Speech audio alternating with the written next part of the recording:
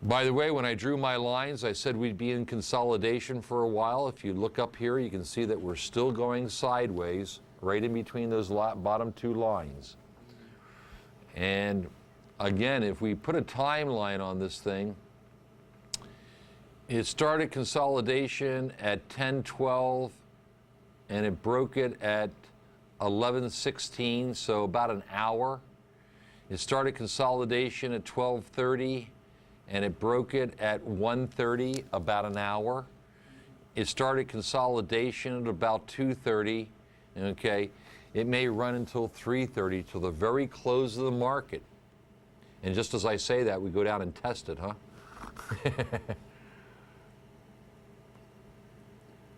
And it comes right down to that blue line, it'll stop, and that's not a very straight blue line. It's amazing how if you start to look for these things, there are patterns in them. Again, if we did the other measurement, okay, the thing fell from 1148 to 1140 and a half, call it 8 points. And then it broke from 1138 and fell down to 1135, so only about 3 points. And then the next break was 1132 to 1129, 3 points. So 8, 3, and 3, and an hour of consolidation in between. Very interesting. And by the way, if you also went up here and looked at where it started or closed yesterday to where it found it, that would be about 3 points, 1144 to 1141, 40 and a half. So actually the pattern is 3, 3, and 3 with an hour. Again, always try to look in for patterns within patterns.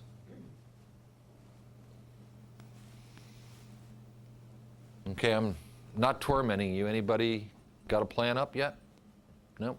Take your time. I'm not rushing you. I'm just asking. I got a plan.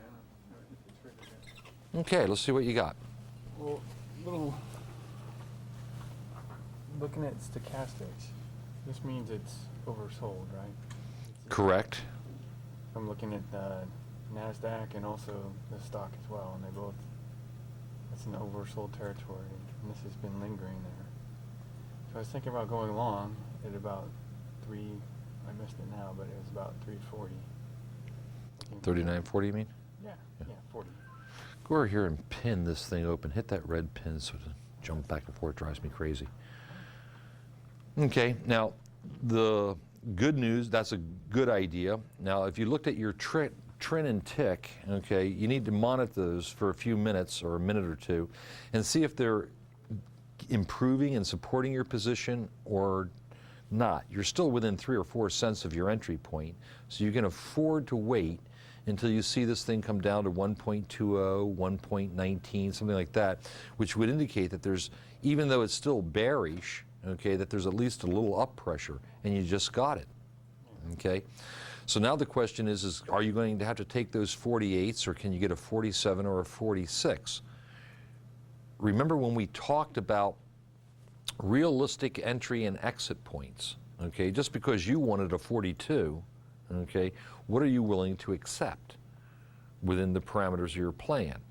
And you can't get too far away. You can't say, oh, I'll just buy the 55s. But the moment you saw that drop to 117, you could have had a 47 or a 48, and it's already up to 50s now. So you'd already be profitable by reacting quickly. Alrighty?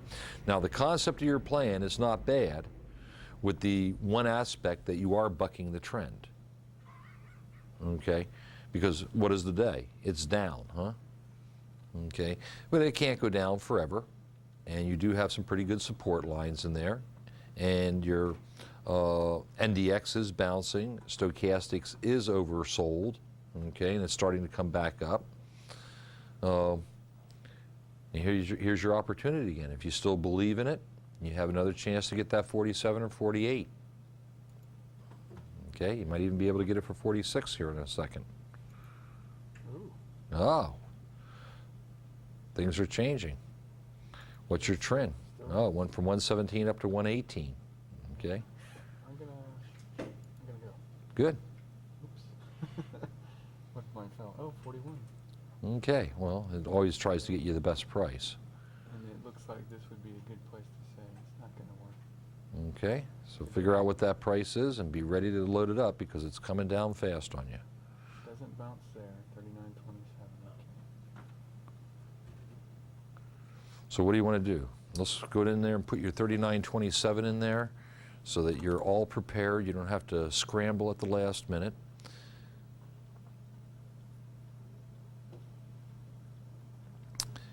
Now, your entry, you got in there, okay, and the thing went down a little bit below you. Now, I would never add to my position as it went down. But what if it comes back up to 40, 41? Can you add to your position at that time? Sure. Sure, because now it's proving that you're right, okay? Not that I want you to do that, but it's just I want you to think about that. It's always better to load the bus than it is to average down. When it moves in your favor, buy it up, okay? When it's going against you, get out of it. All righty, let me know when you're ready to get out. Where's your goal? My goal is right up here. Looks like going to be some pretty heavy resistance there. Right in there around 59.60, huh? So I would hop out. Want to get out just a little ahead of that, about 58. Okay, well, good.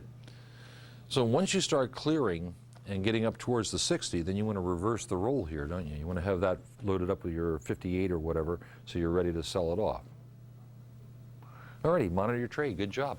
That was a beautiful Head and Shoulders there.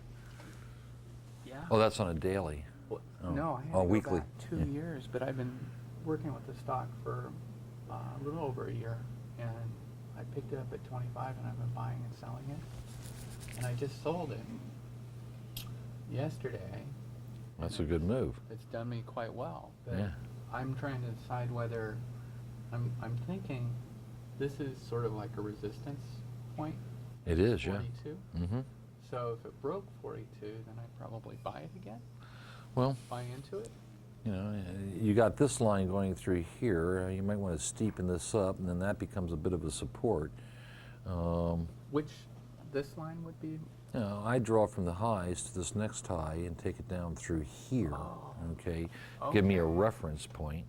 Okay. You do have a series of higher lows, and see, now you've broken your downtrend. So now you can start to think long. Here. Yeah, you got a So higher I'm- high now, right? Right. Well, I Okay. have been buying long. So now we want to draw a line up through here, and where it crosses this line would be an entry point. Ah. Okay. So I draw a line here. Well, that one's a little shallow. I'd go a little steeper. I'd pick, you know, these guys up and through here, or even through here if you want a shorter term trade. Sort of like that. And that's then. too steep. Come to the right a little bit. There you go. Pick up this corner and this. There you go. So now if you put a crosshair at the intersection of where those two lines That's cross, my reentry. that would be your re-entry, or a little bit above it. You want to buy near support. So you want to see it go clearly through that before you buy. Okay. Okay. That answers a lot. And then, of course, where would your next level be? Would be that right shoulder. Okay. Okay. And so that would be your next logical goal to take some profit off. Okay. And, you know, that might give you, what, $6, $7, $8 there. Yeah. That's what I'm. Yeah. That's what So now it's going to take a couple of days, a week or so to achieve that if history is repeating. You know, how long does it take to move $8? 1, 2, 3, 4, 5, 6, 7, 8. Well, 1, 2, 3, 4, 5, 6, 7, 8 is probably how much it's going to take again. Okay. Okay, so now you have an entry, you have a timing device, you have a goal, and of course that support line now becomes your stop loss a little bit below it to prove that you're wrong.